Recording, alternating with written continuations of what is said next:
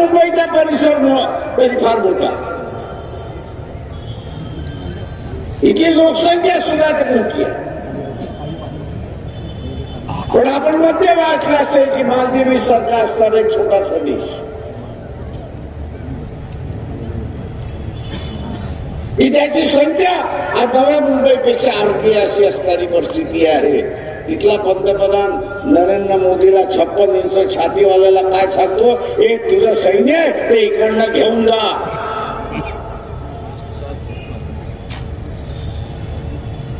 तुझं सैन्य इकडनं घेऊन जा, आता ठेवता येणार नाही. आणि या 56 इंच माणसाला हेही दम देता येत नाही की तुझं सरकार उलटून पाडून तुझा देश हा माझ्या ताब्यामध्ये घेईन, हेही म्हणण्याची ताकद राहत नाही अशी परिस्थिती.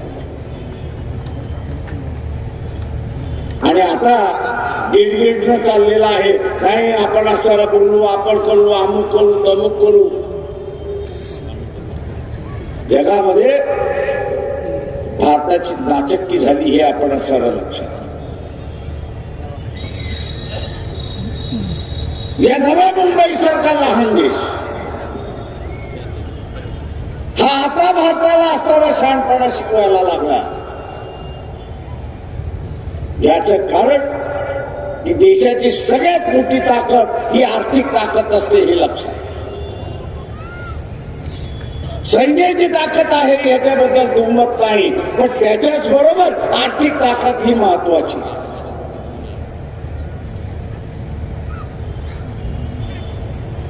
यांनी कर्ज काढून कर्जाला देशाला खोकलं केलं अशी परिस्थिती आहे.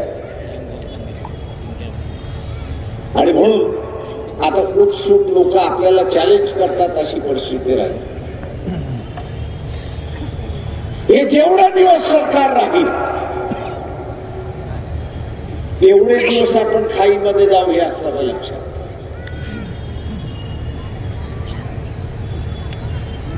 नरेंद्र मोदी हा देशाचा पंतप्रधान आहे असं सगळेजण म्हणतात,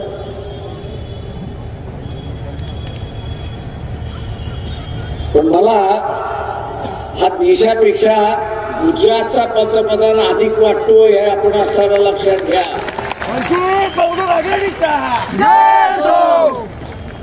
ट्रम्प आला तर गुजरात मध्ये घेऊन गेला, जपानचा पंतप्रधान आला गुजरात मध्ये घेऊन गेला, ब्रिटनचा पंतप्रधान आला त्यालाही गुजरात मध्ये घेऊन गेला. अरे दिल्ली काय झपकारण्यासाठी आहे कडे?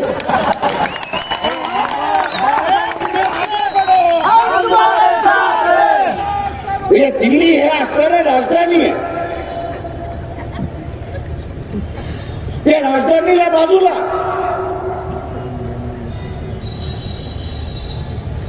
ती राजधानी बाजूला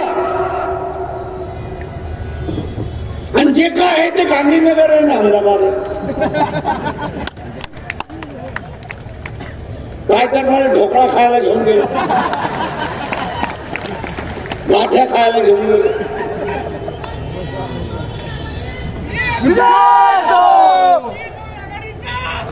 या मोदीच्या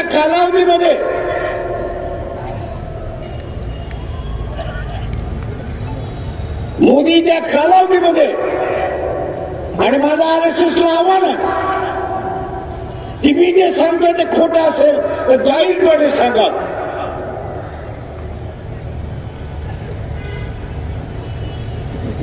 गुजरातच्या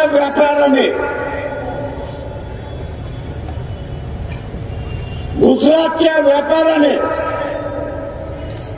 इम्पोर्ट सबस्टिट्यूट ज्याला आपण म्हणतो ते आपल्या देशामध्ये माल होत नाही, ते माल ह्या देशामध्ये निर्माण करण्यासाठी तुम्हाला बाहेरून मशिनरी आणायची असेल तर तुम्ही आणू शकता, त्याच्यावरती तुम्हाला इम्पोर्ट ड्युटी बसत नाही. तुम्हाला इम्पोर्ट ड्युटी बसत नाही, पण एक अट आहे त्याच्यामध्ये आणि ती म्हणजे जेवढी इम्पोर्ट ड्युटी तुम्ही वाचवता तेवढा तुमची फॅक्टरी उभी राहिल्यानंतर तुम्ही माल एक्सपोर्ट केला. मशनरी आणताना तुम्ही असं नाही. अशी असणारी परिस्थिती आहे. आश्वासन त्यांनी हेच दिलंय, खात्री आपल्याला हीच दिली आहे की तुम्ही चोऱ्या करा, माऱ्या करा, भारतीय जनता पक्षामध्ये या, तुमची पाप धुतल्या जातील अशी असणारी परिस्थिती आहे. हे आश्वासन त्या ठिकाणी.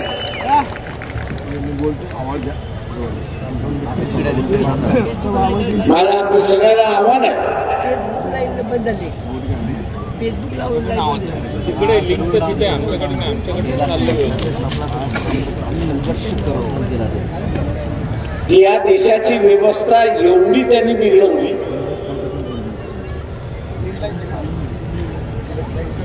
की कोर्टाला म्हणजे चीफ जस्टिसला चंद्रचूडना म्हणावं लागलं की मी आता इथला इलेक्शन ऑफिसर. चंदीगडच्या प्रकरणामध्ये, मेयरच्या इलेक्शन मध्ये म्हणजे यांनी एवढं भय निर्माण केलं की अधिकारी कोर्टासमोर सुद्धा खरं बोलत नाही अशी असणारी परिस्थिती. आणि म्हणून तिथे असणारा चीफ जस्टिस चंद्रचूड यांना म्हणावं लागलं की मी आता रिटर्निंग ऑफिसर आहे आणि मीच आता मतदान त्या ठिकाणी मोजणार. त्यांनी मतदान मोजलं आणि मोजल्यानंतर भारतीय जनता पक्षाचा माणूस तो जिंकलेला होता, तो हारलेला होता आणि हारलेला माणूस जिंकल्याला दाखवला होता अशी असताना सरकार हमी काय देते की खऱ्याचं खोटं, खोट्याचं खरं, या बोटावरची थुकी त्या बोटावरची आम्ही तुम्हाला करण्यात मदत करणार आहोत अशी असताना परिस्थिती. पूर्णपणे भ्रष्टाचार. न खाऊंगा न खाने दूंगा अशी असणारी जी गोष्ट आहे या खऱ्या अर्थाने उतरवलं व्यवहारामध्ये.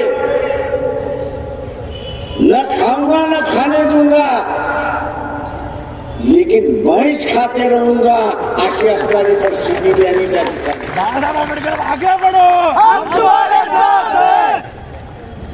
म्हणजे जे काय करणार ते मीच करणार. हा एक नवा हुकुमशहा आपण निर्माण केला हे लक्षात. एक नवा हुकुमशहा आपण असं सुरुवात केलेला आहे की जे कोर्टामार्फत आपल्या समोर या ठिकाणी आलं. मित्रो,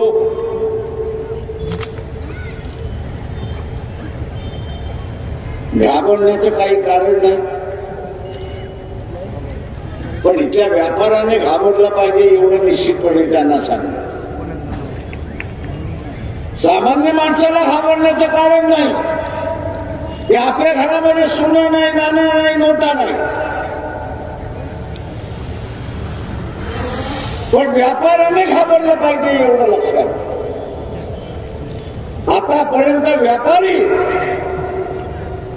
हा भारतीय जनता पक्षाला डोनेशनही देत होता आणि मतदानही देत होता, RSS ला पैसाही देत होता आणि डोकंही देत होता अशी असणारी परिस्थिती आहे.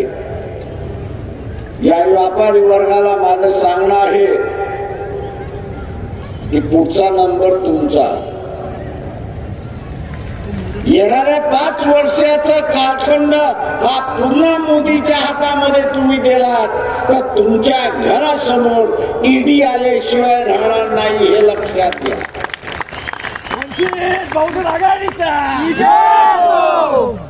तुमच्या घरासमोर ईडी आल्याशिवाय राहणार नाही हे लक्षात घ्या.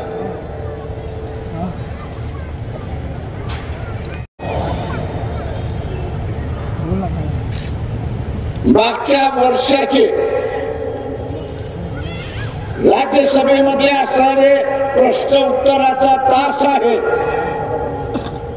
त्या प्रश्न उत्तराच्या तासामध्ये आपण तपासा. एका प्रश्नाला उत्तर देताना लेखी उत्तर दिलेलं आहे. या सरकारने लेखी उत्तर दिलेलं आहे की 2014 ते 2024 या 10 वर्षाच्या कालावधीमध्ये या देशातून 24 लाख कुटुंब ही ज्यांची संपत्ती कमीत कमी 50 कोटीची आहे, ज्यांची संपत्ती कमीत कमी 50 कोटीची आहे, अशाने नागरिकत्व सोडला आणि परदेशामध्ये गेले अशी असताना 24 लाख की ज्यांची संपत्ती 50 कोटीच्या वरती आहे, त्यांनी नागरिकत्व सोडलं भारताचा आणि परदेशात. पण तीच संख्या 1950 ते 2014 मध्ये आपण बघितलं तर या 74 वर्षामध्ये फक्त 7,200 कुटुंब बाहेर गेले, नागरिकत्व सोडून बाहेर गेले अशी परिस्थिती. आणि म्हणून व्यापाऱ्यांना सांगतोय, जे गेले ते काय राजी खुशीने गेले, मजबूर होऊन गेले अशी असताना परिस्थिती. जगता येत नाही म्हणून असताना त्या ठिकाणी आपल्या वाडवडिलांनी कमवलेली इज्जत एका धाडीने पाण्यामध्ये मिळते, मट्टीमध्ये मिळते आणि ती वाचवण्यासाठी हे बाहेर गेले अशी असताना आपल्या वाडवडिलांची इज्जत राहावी म्हणून त्यांनी नागरिकत्व सोडलं आणि देश सोडला अशी परिस्थिती. मी त्या सनातनाला विचारतोय, कुठच्या तोंडाने तुम्ही म्हणाल की आज मोदीला मतदान द्या? कुठच्या तोंडाने तुम्ही म्हणाल मोदीला मतदान द्या की त्यांच्या कालावधीमध्ये हिंदूंचं सरकार आहे आणि मायग्रेशन कोण करतंय, नागरिकत्व कोण सोडतोय, नागरिकत्व कोण सोडतंय? तर हिंदू हा नागरिकत्व सोडतोय अशी असताना या 24 लाख कुटुंबामध्ये ख्रिश्चन नाहीये, या 24 लाख कुटुंबामध्ये मुसलमान नाहीये, या 24 लाख कुटुंबामध्ये बौद्ध नाहीये अशी असणारी परिस्थिती आहे. सगळे हिंदू. मी सनातन्यांना विचारणार आहे, तुम्ही कुठच्या तोंडाने RSS वाल्यांना विचारणार आहे की तुम्ही कुठच्या तोंडाने मत मागणार आहात की मोदीला असताना द्या म्हणून? जो भागाला येईल त्याला असताना तुम्ही विचारत घ्या की हे 24 लाख कुटुंब देश सोडून टाकले. मित्रो, मोदी असं म्हणतो की सगळंच माझा परिवार आहे, या देशाचा लोक माझा परिवार आहे. चला खोटारडा.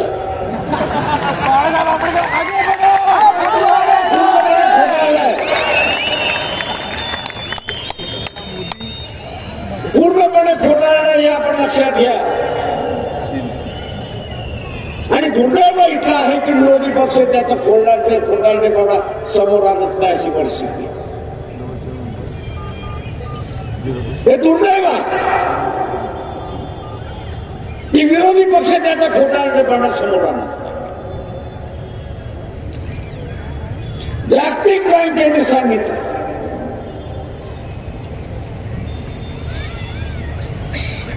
की देशावरती हा तुम्ही एक्सपोर्ट केला पाहिजे. कागदावरती फॅक्टऱ्या झाल्या, या सगळ्या फॅक्टऱ्याचं ऍप्लिकेशन करणारा, अर्ज करणारा गुजरात राज्यामधून आल्या. गेल्या 10 वर्षामध्ये याच्या खाली जी लूट झाली, इम्पोर्ट सबस्टिट्यूटच्या नावाखाली लूट झाली, ही 8 लाख कोटीची लूट झाली. हे आपण सारं लक्षात. 8 लाख कोटीची असणारी लूट झाली आणि एका विरोधातही कारवाई नाही अशी असणारी परिस्थिती. कारण का तर ते गुजरातचे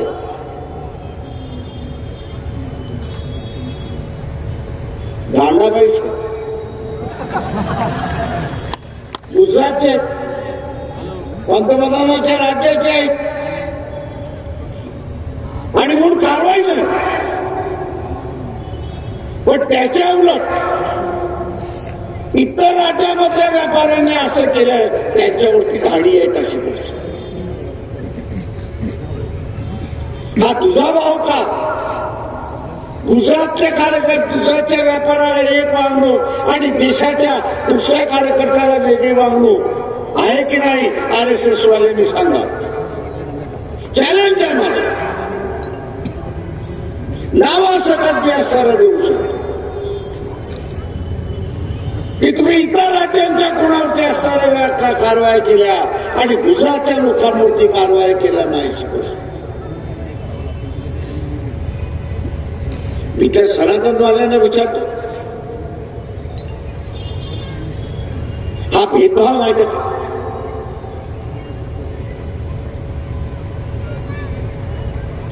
गुजरातच्या माणसाला एक वागणूक, उरलेल्या राज्यामध्ये एक वागणूक.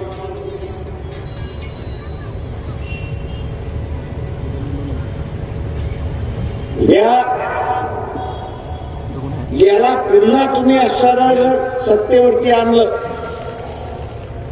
तर 2-4 कारखाने गेले. आपण बघितलं या राज्यात येणारे कारखाने गुजरातमध्ये गेले.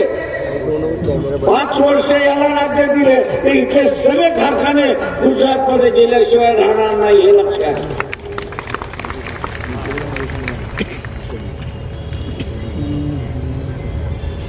त्याला हा काही देशाचा पंतप्रधान नाही, तर हा गुजरातचा पंतप्रधान आहे. एवढं आपण असणारं लक्षात.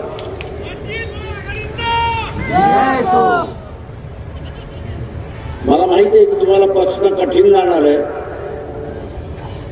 इथे कारखाने निघून गेले की मग तुम्ही म्हणायला सुरुवात झाले, ते आंबेडकर म्हणत होते खरं होतं, आपण ऐकलं पाहिजे होतं.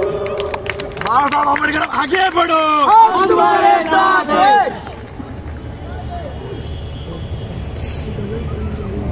चुलीवरचा असणारा भात शिजला की न शिजला त्या भातामध्ये आपण हात घालत नाही.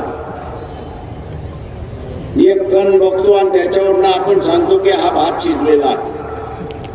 इथले कारखाने गेले की न गेले? इथले कारखाने गेले की न गेले? पळवले की न पळवले? उद्या पुन्हा पळवल्या जातील. का तुम्ही पुन्हा सत्तेवरती बसल्यानंतर निकष हाच काढला जाणार आहे की कारखाना पळवण्यासाठी आम्हाला मताच्या रूपाने लायसन्स देण्यात आलेला आहे. उद्या हे लायसन्स काढून घ्यायचं असेल तर भारतीय जनता पक्षाच्या विरोधात मतदान आपण केलं पाहिजे. हे असणारं लक्षात.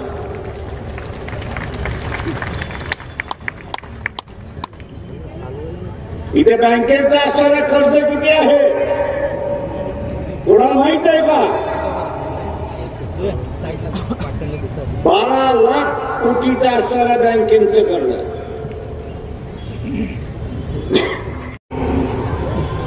हे NPA आहे, म्हणजे नॉन परफॉर्मिंग एसेट्स.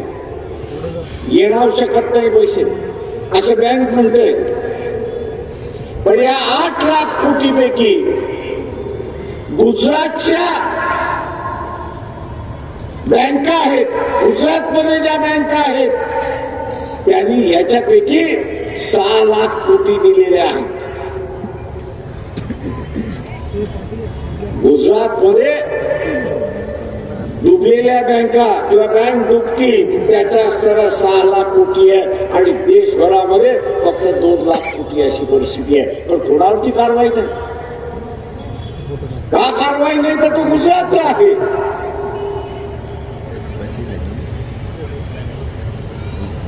ही जी तफावत आपल्याला असणारं त्या ठिकाणी गुजरातच्या व्यापाऱ्यावरती धाड पडलेली आपण ऐकलेली आहे का? मद्रासच्या कारखान्यावरती धाड पडलेली आपल्याला मिळते. तामिळनाडूमध्ये ऐकायला मिळते, तेलंगणामध्ये आपल्याला मिळते, मध्य प्रदेशमध्ये आपल्याला मिळते, ओरिसामध्ये आपल्याला असणारं मिळते, हरियाणामध्ये आपल्याला दिसते, पंजाबमध्ये आपल्याला दिसते, बंगालमध्ये आपल्याला दिसते, महाराष्ट्रात आपण बसलोय पण गुजरातमध्ये धाड पडलेली आपल्याला त्या ठिकाणी दिसते नाही. उरलेले असणारे चोल व्यापारी आणि गुजरात मधले असणारे सच्चे व्यापारी असा जो शिक्कामोर्तब केला जातोय तो आपण थांबवणार आहात की नाही हा महत्वाचा. आणि म्हणून मित्रो 10 वाजायला आले मी या ठिकाणी थांबतो. आपली एक सगळ्यांची जबाबदारी आहे आणि ती जबाबदारी काय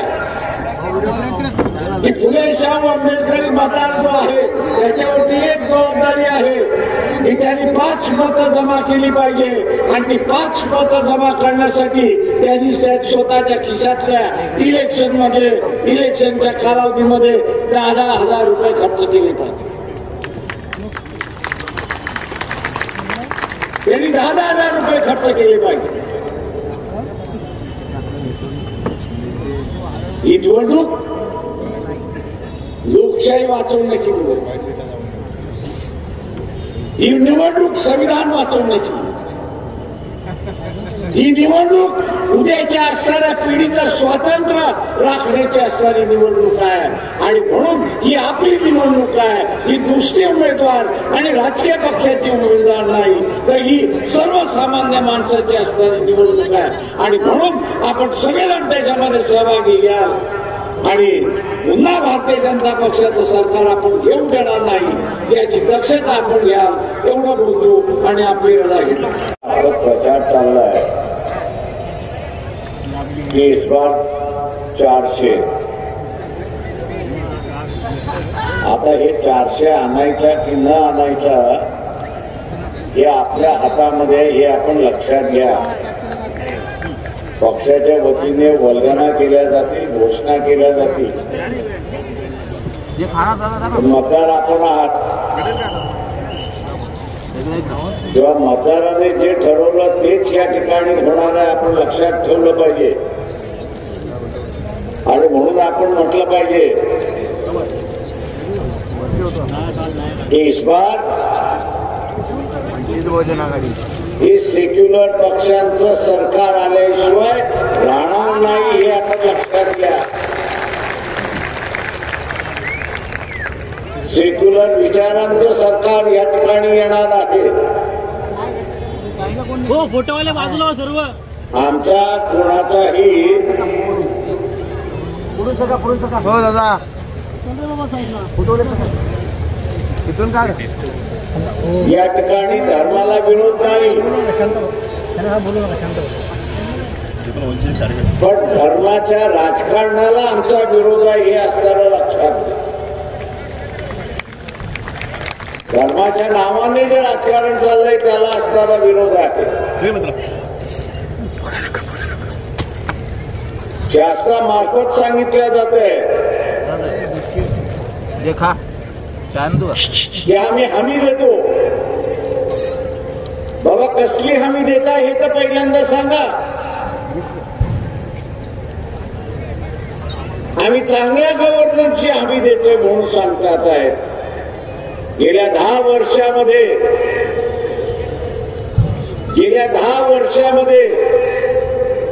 बेरोजगारी वाढली याची ते हमी देतात आहेत हे आपण असणारं लक्षात. हमी कसल्या दिल्या जाते तर बेरोजगाराची हमी दिल्या जाते हे आपण लक्षात घ्या. हमी कसली दिली जाते ते याच तेव्हा मुंबईमध्ये जरांगे पाटील येऊन गेले, त्यांना इथेच अडवण्यात आलं, आम्ही तुम्हाला आरक्षण देतो म्हणून सांगण्यात आलं. परंतु प्रत्यक्षात त्या आरक्षणापेक्षा निराशाच दिली अशी असणारी परिस्थिती. म्हणजे हमी कसली तर फसवणुकीची हमी त्या ठिकाणी देण्यात आली, फसवण्यात आलं असं ते जरांगे पाटील त्या ठिकाणी.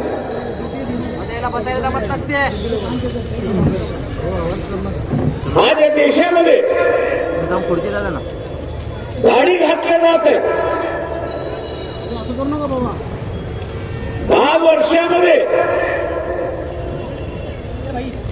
या सरकारने आकडे द्यावे ते आम्ही किती धाडी घातली.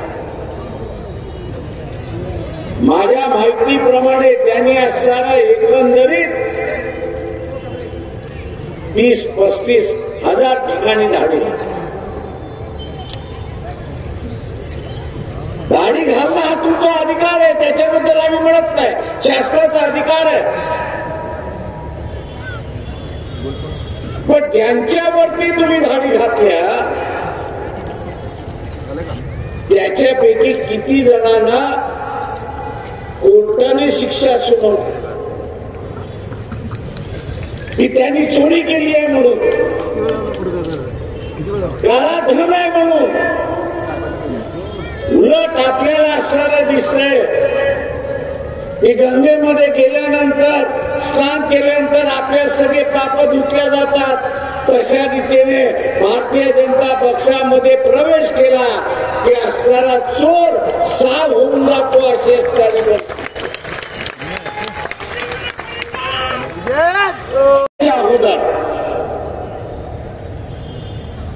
प्रत्येक माणसाच्या डोक्यावरती 26 रुपयाची कर्ज, 24 रुपयाची कर्ज, 24 रुपयाचं कर्ज होतं 100पैकी. या 10 वर्षाच्या कालावधीमध्ये, या 10 वर्षाच्या कालावधीमध्ये मोदीने हे 24 रुपयाचं कर्ज 84 रुपयावरती नेलं, हे आपण लक्षात. कितीवरती घेऊन गेलोय? 84 वरती त्या ठिकाणी घेऊन गेले. दुबईला किती शिल्लक राहिलेला आहे? फक्त 16 रुपये दिवायला लागले. 100 रुपयाचं कर्ज झालं. पगार आपल्याला मिळतो, 10,000 पगार आपला मिळत असेल आणि बँकेला हप्ता म्हणून आपल्याला 10,000 रुपये द्यावा लागत असेल तर आपल्याकडे काय शिल्लक राहतं का? शिल्लक राहतं का आपल्याकडं? आणि शिल्लक राहिलं नाही तर मग काय होतं? घरदार विकायला काढतो ना. मोदीला पुन्हा 5 वर्ष आपण असताना दिला, RSS BJPला पुन्हा 5 वर्षाचा आपण दिला. 10 वर्षाच्या कालावधीमध्ये 24 रुपयाचं कर्ज 84 रुपयावरती घेऊन गेले. म्हणजे 10 वर्षाच्या कालावधीमध्ये त्यांनी 64 रुपयाचं असणारं कर्ज 60 रुपयाचं कर्ज वाढवलं अशी परिस्थिती आहे. म्हणजे वर्षाला किती झालं? 12 रुपये. शिल्लक किती राहिले? 16 रुपये. 2026 मध्ये हा देश कर्जामध्ये डुबलेला असेल आणि आपल्याला भांडी विकावे लागतील अशी परिस्थिती आहे. घरातलंच आपण उदाहरण घेतलं पाहिजे. जेवढा पगार येतोय तेवढा बँकेचा हप्ता गेला. जगण्यासाठी जगावं तर लागेल. मग आपण काय करतो? दारुड्यासारखा भांडी विकून झालं तर घरातलं फर्निचर विक. फर्निचर विकून झालं की घर विक, आणि घर विकून झालं तर रस्त्यावरती झोप.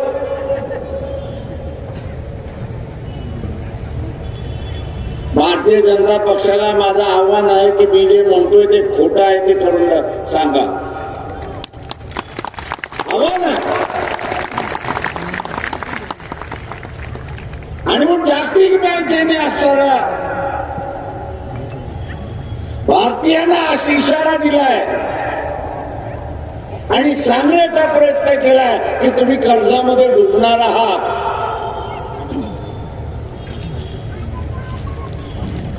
तुम्ही कर्जामध्ये डुबणार आहात. तुम्हाला कर्जामध्ये डुबायचं, तुम्हाला कर्जामध्ये डुबायचं नसेल तर तुमचं मत भारतीय जनता पक्षाच्या विरोधात तुम्ही दिलं पाहिजे हे असणारं लक्षात.